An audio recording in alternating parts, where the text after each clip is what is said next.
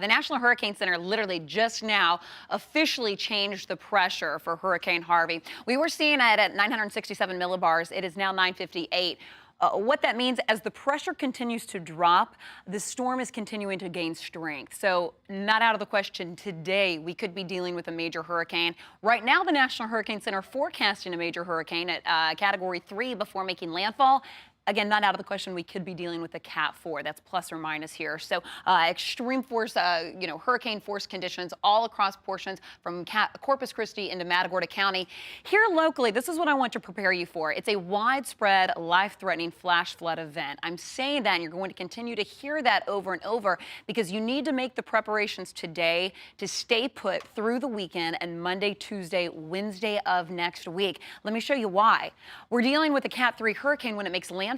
We're feeling tropical storm force conditions through Tuesday evening of next week. So the official forecasted track, this is through Saturday morning. We're still dealing with a Category 1 hurricane. Take a look. It weakens to a tropical storm, but it remains over the area through Tuesday evening and maybe even Wednesday morning. What that means for your rainfall. Now today we could be looking at anywhere from 1 to 4 inches of rain. You can see that by Friday evening. Notice light accumulations here. Setting the stage, again, continuing to see additional rainfall for your Saturday and Sunday. And notice how these accumulations just continue to grow over the next 5 days. So areas southwest of Houston could be looking at anywhere between 25 to 35 inches of rain, widespread totals between 5 to 15. What's also interesting, you have to factor in the winds. So here locally, we are bracing for tropical storm force conditions. You can see that by 44-mile-per-hour gusts in Galveston and Angleton. This is by this evening.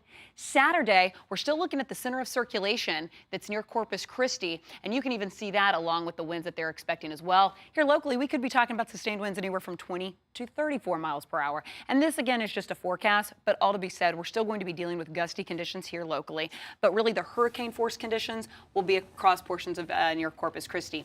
This event, as far as the rainfall and the winds and even the potential for an isolated tornado, will be in place through the weekend and into the beginning of next week. Live look at the radar, Blake, and I know the pressure just dropped. This storm is continuing to gain intensity and strength. It certainly is. And just really quickly, we talk a lot about how the storm is strengthening, could be a Category 4 at landfall. This is not a hurricane situation for the city of Houston. This is a major hurricane event for the central Texas coast. So again, those of you watching from Houston, I was out at the grocery stores yesterday. A lot of people talking about we're going to get a hurricane. That's not the case. We are going to get what could be a devastating flood event here across the Houston area. Now, I'm just looking here on the internet.